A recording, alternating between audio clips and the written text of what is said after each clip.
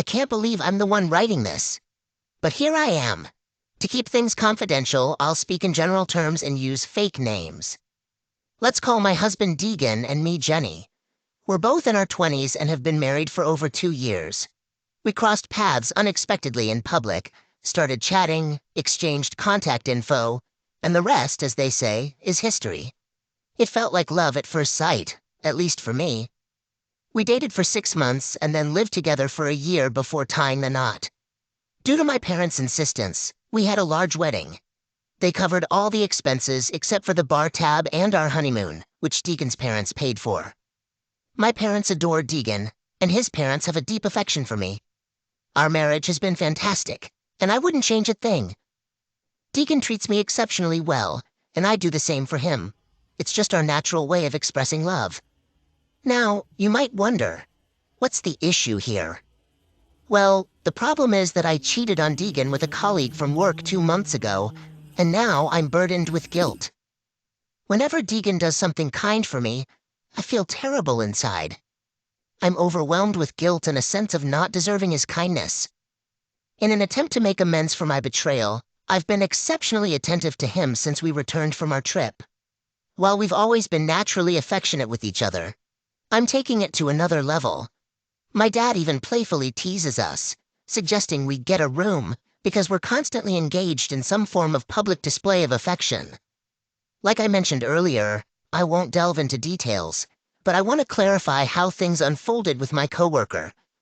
I was chosen to join a special work team at my company. This project was a significant venture for the company and held great importance for our shareholders. Working on this assignment was satisfying but incredibly demanding and stressful, to the extent that one of our team members, a woman, experienced a nervous breakdown.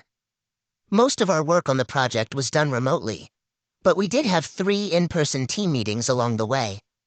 As we neared the project's completion, something went wrong with the part I was responsible for.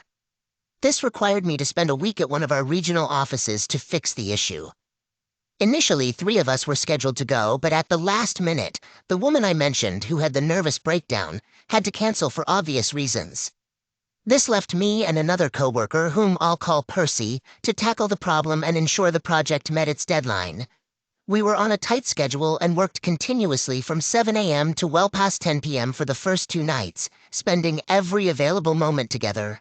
We worked together in the office and ordered food for both lunch and dinner. I was extremely stressed, and I felt like I was about to have a nervous breakdown as well. Thankfully, by 4 p.m. on Wednesday, we managed to solve the problem. To celebrate, we went to a nice restaurant and had a bit too much to drink. After returning to the hotel, one thing led to another, and I cheated on my husband. It was a spontaneous, thoughtless action. At first, I didn't have any negative feelings about it because I somehow justified it due to our hard work.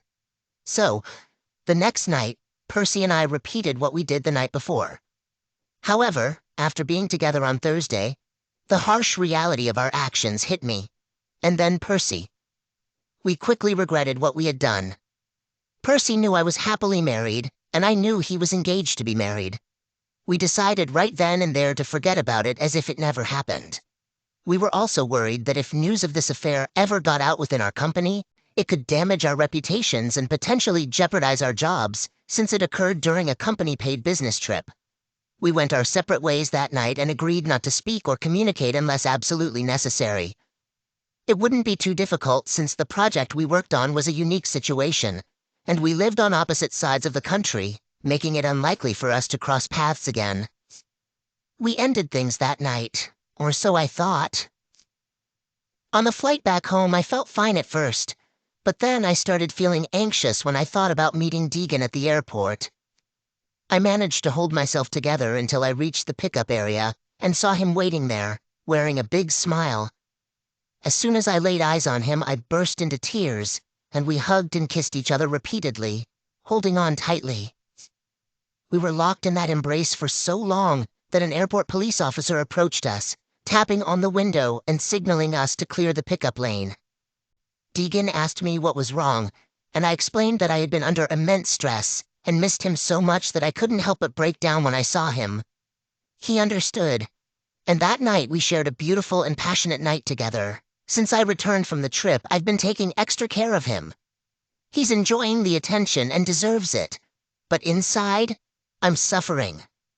Guilt is eating away at my mind, and it's getting worse by the day. I struggle with sleep and appetite, and it's affecting my work. All I want is to be close to my husband and show him how much I love him. I even have recurring nightmares about him discovering the affair and leaving me. Last week, we decided to try to conceive a child, which has heightened my emotions about everything. I keep thinking that I don't deserve him, or that he deserves someone better. I don't believe I can continue like this for another week. No one knows about the affair except for Percy and me. My situation gets even tougher because I have nobody to confide in. I sense my inner conscience urging me to be truthful and tell Deegan about my actions, but I'm terrified that it will cost me our relationship. I understand that if I confess, it will devastate him, and he might not see me the same way again. However, I believe he might eventually forgive me, given his deep love for me and his naturally kind and caring nature. So here's my dilemma. Should I disclose my meaningless affair from 2 months ago to my husband, or should I stay silent and make amends in other ways? I'd really appreciate hearing from those of you who faced a similar situation and how you handled it. Please be honest and share both the positive and negative outcomes. First update, 32 days after my initial post. I want to express my gratitude to all of you for your heartfelt responses. I've carefully read each one and value your willingness to share your personal experiences. After much contemplation and 3 counseling sessions with an excellent therapist, I've decided to tell my husband. It's going to be incredibly tough for me, and it will undoubtedly devastate him. But it's something I have to do. To prepare for this, I've created a detailed timeline of the affair, which wasn't difficult since it was purely physical and lasted less than 24 hours with no emotional involvement. My therapist has also provided me with some helpful articles on how to support a spouse dealing with infidelity, specifically what actions to avoid. I'm mentally prepared for the possibility that he might need some time apart from me. Based on what I've learned, this reaction is entirely normal, although I will be saddened if he chooses to react that way. As I mentioned earlier, my husband is an affectionate and caring man. He's generous and protective, so I don't anticipate him responding in that manner to this news. Instead, I believe he will be hurt and disappointed by my actions. I'm mentally prepared for a range of responses. Keep your fingers crossed for me. 13 months after my previous update. Hello everyone! It's been quite some time since I last posted here. Many of you have reached out, inquiring about the progress of my situation. I want to express my gratitude for your interest and concern. I intended to provide an update earlier, but life got pretty hectic, and I simply didn't have the time or energy. Things have finally started to settle down for me recently, so here I am. I'll continue where I left off. If you recall, I was about to confess to my husband about the short-lived affair I had with a coworker. My plan was to have that conversation on a Saturday morning, and I followed through with it. I ensured that we'd both be present that morning because we had plans for the afternoon, and I wanted to talk without interruptions. On the morning of the confession, I was a bundle of nerves, and I almost backed out of it. Looking back now, I wish I had.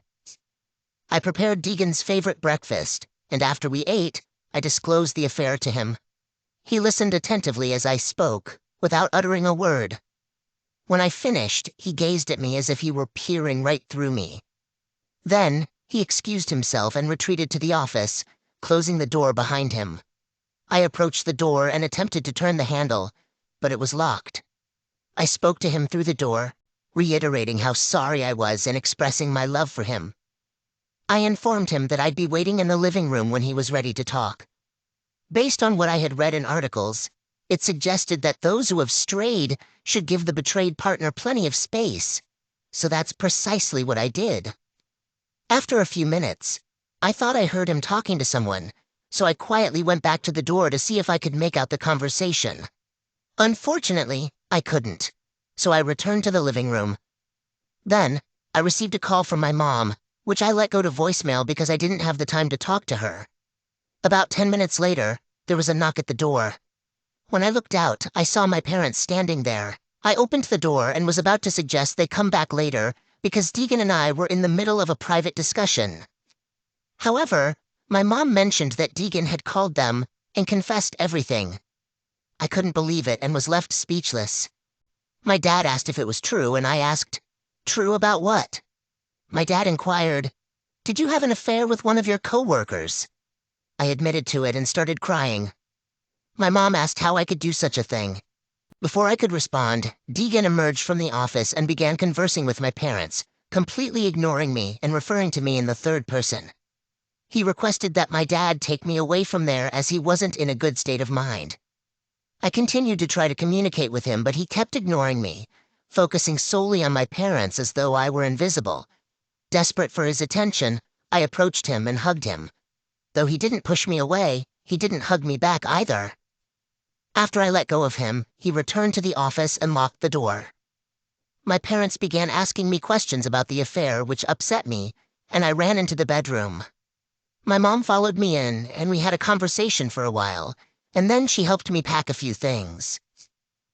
Before leaving, I spoke to Deegan through the door, expressing my love for him and stating that I would stay away until he was ready to talk. I informed him that I was heading to my parents' house and would remain there as long as he needed. I didn't receive any communication from him for the rest of the day. I attempted to contact him several times, but he didn't respond. In my final text, I mentioned that I was coming over because I was worried about him. He replied and requested that I give him some space. I spent the entire day crying and repeatedly asking myself how something like this could happen. When I woke up on Sunday morning, my parents were sitting at the table, drinking coffee with sad expressions on their faces. I thought they were upset about my actions, but there was more to it. My dad informed me that Deegan had come over earlier that morning. I was excited and inquired if they had spoken to him. My dad replied, "No, we didn't see him." I then asked how they knew he was there. My dad explained that it was because he had left my car in the driveway, filled with all my belongings. Upon hearing this, I simply said, "What?" and rushed out to the driveway, where I saw my SUV parked and packed to the brim with trash bags. Seeing that, I broke down and fell to the ground, crying. I couldn't believe what I was witnessing. I told my parents that I needed to go to my house to speak with Deegan. Upon my arrival, he was at home but didn't answer the door. I attempted to unlock the doors using my keys, but the internal deadbolts were engaged, and I couldn't gain access.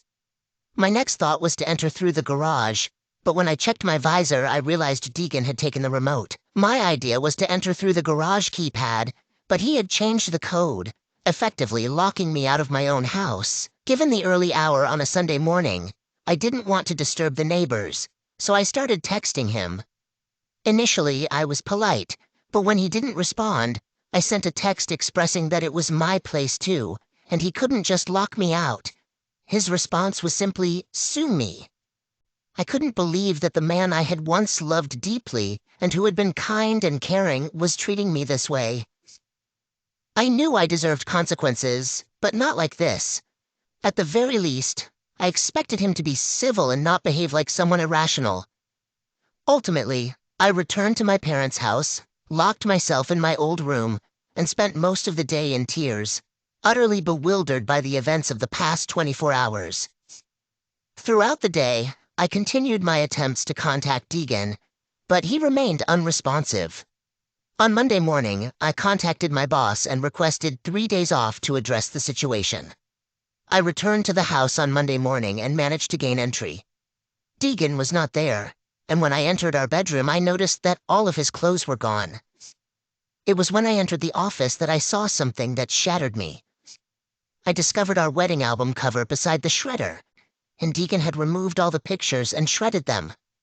I couldn't believe it. As I walked around the house, I noticed that all the pictures of us had disappeared. Upon further searching, I found the empty frames, and it became clear that he had shredded those as well. I felt deeply saddened and couldn't comprehend what was unfolding. I decided to call Deegan's workplace and spoke with the receptionist.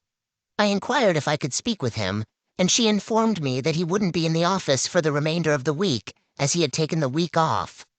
I then reached out to my mother-in-law. She picked up the call and mentioned that Deegan had already informed her and my father-in-law about everything. I asked if she knew his whereabouts, and she confirmed that she did, but declined to tell me and abruptly ended the conversation. I felt hurt by this situation as I had a close relationship with my in-laws. On Wednesday of that week, I started receiving calls from Percy. I chose to ignore all his calls and sent them to voicemail. Afterward, when I listened to his messages, he was urgently requesting me to call him as soon as possible. Finally, in his last message, he mentioned that Deegan had somehow contacted his fiancée and disclosed everything about the two of us.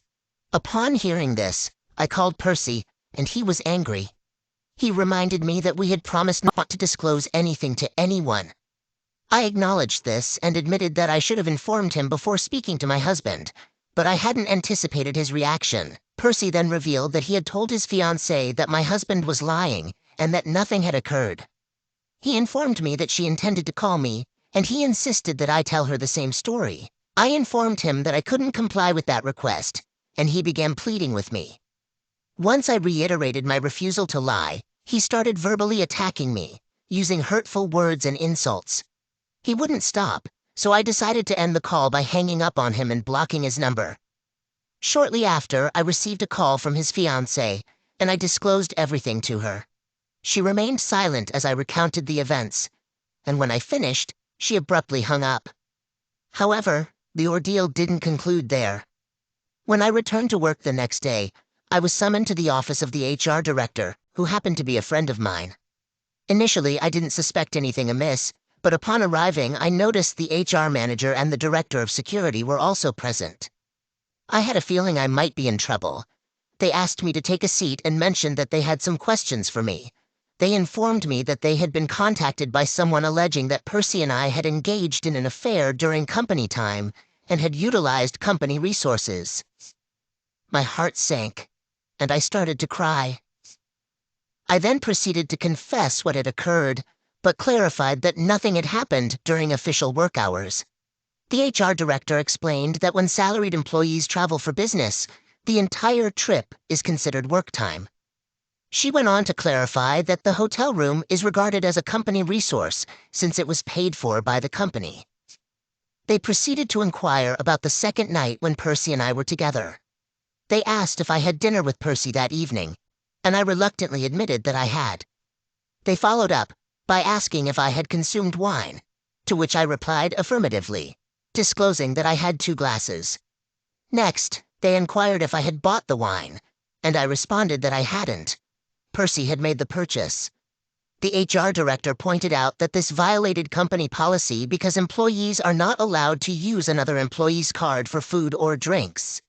As a result, I received a final written warning for these infractions, while Percy faced termination. To clarify, there was no preferential treatment due to my gender.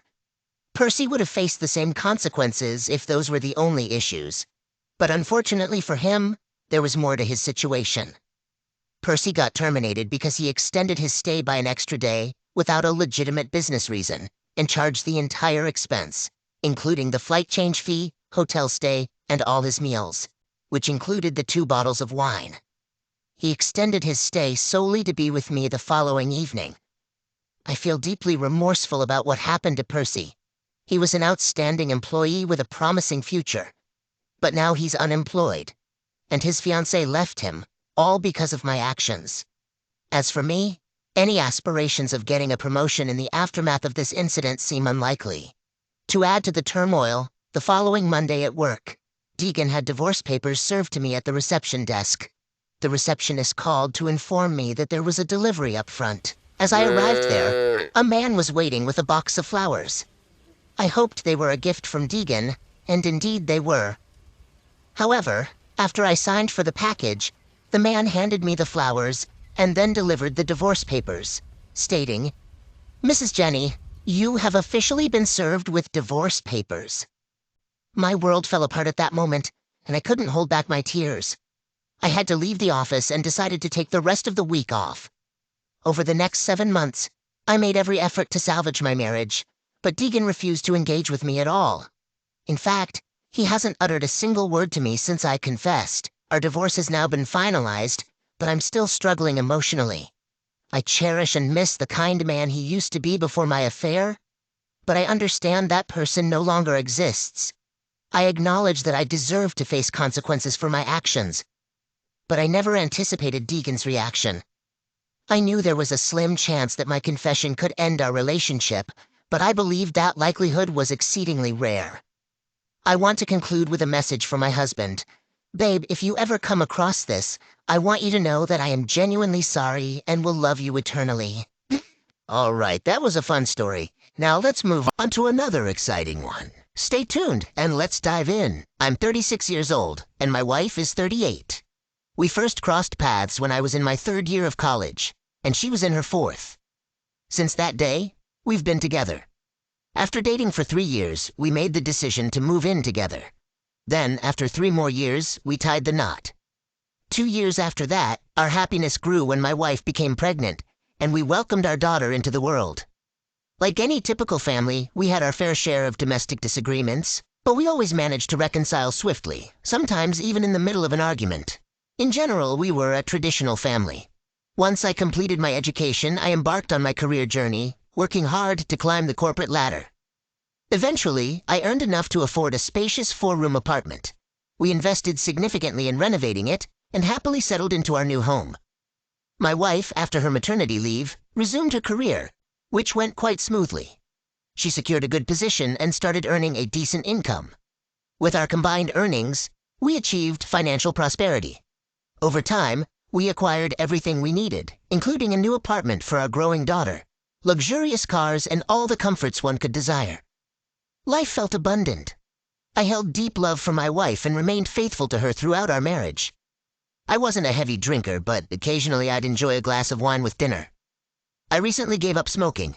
We always planned our vacations together, and I developed a passion for diving and skiing. While my wife chose not to dive due to fear, she took up skiing. Our lives revolved around working, earning money, and savoring the rewards of our hard work.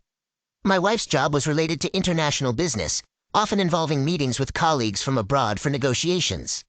Gradually, I began to notice that her interactions with these colleagues appeared to be longer than before. While it initially piqued my curiosity, I didn't pay much attention to it at first. Another notable change was her receiving Snapchat messages in the evenings. Oddly, when her foreign colleagues were around, these messages stopped coming. A couple of times I checked her phone after she had fallen asleep, but all the messages had been deleted. I observed that the last message consistently arrived around 7 p.m., even though her phone received notifications after she had already gone to bed. In the end, suspicion completely consumed me. One evening she arrived home late, around 10 p.m., and I, perhaps foolishly, jokingly inquired if she had bid farewell to her secret admirer. I witnessed a fear in her eyes like never before. However, once she realized I was teasing, she smiled and dismissed it, calling me a fool. Furthermore, she occasionally traveled abroad to visit her colleagues in return. When my suspicions peaked, I reached a breaking point. I resorted to installing spyware on her phone, enabling remote control through SMS or my personal account. This software could capture audio from her surroundings, take pictures with the camera, and send all the data to my personal account. One day she embarked on another business trip, and in the evening, after spending time with our daughter, assisting her with homework, and putting her to bed by 10 p.m., I accessed the spyware account and instructed it to record her phone's surroundings for 10 minutes. A few minutes later, a recording popped up on my account, and upon listening, I heard my wife's voice in a room with a man. They conversed in English, and I comprehended every word. Their discussion revolved around ordinary life matters, accompanied by laughter. I realized they were alone in that room. Then, a sudden clinking of glasses amid their laughter sent my heart racing. At that instant, I sent another command to record for an additional 20 minutes and capture an image of the surroundings. Shockingly, the photo came out as a dark square, indicating the phone was placed with the camera facing down. Swiftly, I directed the program to snap a picture using the front camera. The resulting photo showed the phone resting on the bedside table in the room, partially capturing the bed's headboard and an adjacent wall lamp. 15 minutes later, another recording emerged, sending shivers down my spine. As I played it, their laughter and conversation filled my ears once more. I found myself in a state of disbelief and shock, as if my entire world were collapsing right before my eyes. Stunned, I poured myself a drink and instructed the program to record for an additional 4 hours, during which I drowned my sorrows in alcohol. The following morning, Thursday, I was utterly shattered. As it was time for my daughter to go to school, I informed her that she didn't need to attend classes that day. I also notified my boss that I would be taking a couple of personal days until Monday. My wife's expected return was on Sunday, so I settled down and began listening to the 4-hour recording. However, I could only bear to listen for 40 minutes because at that moment I unmistakably heard the sounds of my wife's pleasure. The same sounds I had known for over 13 years. It felt like a sharp knife had pierced my heart, causing both emotional and physical anguish. Stunned and overwhelmed, I hurried to the bathroom, feeling nauseous. I couldn't tell if it was a hangover or the current situation causing it. I stood under a freezing shower for 20 minutes, desperately seeking relief. Afterward, I took our daughter to visit her grandparents, promising to explain everything later, and then returned home alone. During lunch, my wife called and genuinely inquired about my well-being. I stood there in silence, unable to utter a word, feigning a poor connection. I informed her that I wasn't feeling well and would stay home for a few days, entrusting our daughter to her grandmother's care. That day felt like the most agonizing of my life. I experienced a personal hell, feeling utterly lost and unsure of how to proceed. My mind was consumed by a constant buzzing that drowned out my own thoughts. I sat on the couch and wept like a child, overwhelmed by waves of anger and apathy. The more I let my emotions out, the more they seemed to numb me. By the day's end, I was emotionally drained. In the evening, I returned to the spyware account and began giving commands to the phone. I received photos, some taken from her bag and others from the table.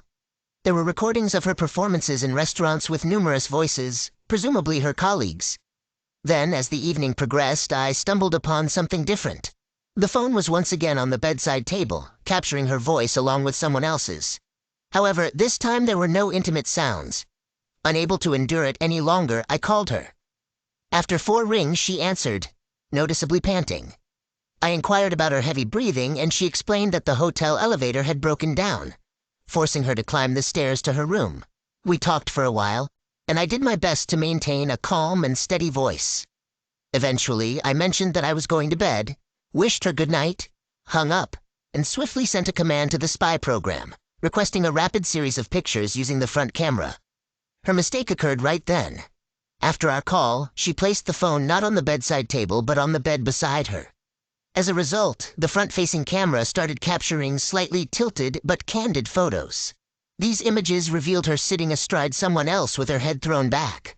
Following that, there was a recording that captured unmistakable sounds, instantly exposing her actions. That was the final straw for me, and I documented these notes and materials. At that point, she had become a complete stranger to me. From that moment on, I refrained from further investigation until Sunday, because everything had become painfully clear. I was pondering my next steps. Should I pursue a divorce? What about our 6-year-old daughter? On Sunday, late at night, she returned home, eager to kiss me. I pulled away, telling her I was still unwell. I had an urge to confront her and let my anger out. Instead, I retreated to the office and slept on the sofa. The following morning, I woke up before her, couldn't bear to be around her any longer, and headed to work. I endured the day mechanically, then approached my boss and urgently requested a week's vacation. I saved all the proof on a flash drive and then phoned my wife. I told her I had to go on a 1-day business trip, but asked her not to take our daughter away from her grandmother because I had a surprise planned. That night, when I returned home, I packed my bag quickly. She helped me pack, acting politely and innocently. However, her insincerity made me angry. I took my bag, left the USB drive on the bedroom nightstand, and called a taxi to our second apartment, the one set aside for our daughter. Once there, I called a friend and suggested going abroad for a few days.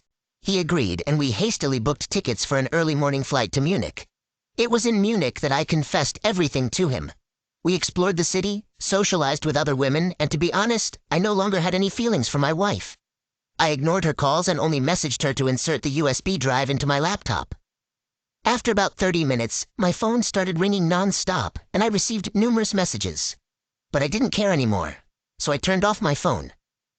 We continued our adventures in Munich for 3 more days before I flew back home on Saturday. When I returned, I turned on my phone, and it took me 5 minutes to go through a bunch of messages from my wife.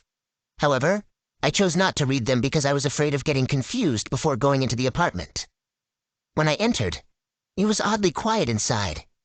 I quietly placed my bag down, removed my shoes, and was about to wash my hands when she emerged from the bedroom. Oh my goodness! I had never seen her looking so disheveled and swollen, with tears streaming down her face. She dropped to her knees, trying to explain something incoherently amidst her sobs and tears. I maintained a stoic expression, urging her not to make a scene. Then, in a composed manner, I asked her about our next steps. She begged me for forgiveness, once again drowning in tears and mucus. She admitted she had made a terrible mistake, claiming she didn't understand how things had come to this point. She even started calling herself names and so on. But, I realized that I no longer felt sympathy or anger toward her. She cried out that she loved me and had always loved only me, and that all of this had happened because she had been foolish and realized during my absence that she had ruined our relationship.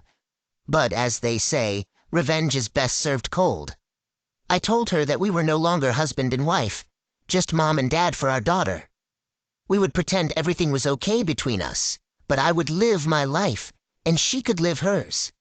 She was no longer the only one in my life. She was just my partner in raising our child. Maybe someday I'll change my mind, but for now, the thought of being intimate with her makes me sick. By the way, I told her where I had been and what I had been doing. She said she understood everything and was willing to endure whatever it took. Well, no one forced her to speak. As a result, we now share the same apartment. Although, to be honest, I've already purchased another one for myself and put it in my father's name to avoid property disputes. I spend most of my time sleeping in the office, although occasionally I sleep in the bedroom for my daughter's sake. There have been a few times when my wife tried to hug me when we shared a bed, but I rejected her firmly.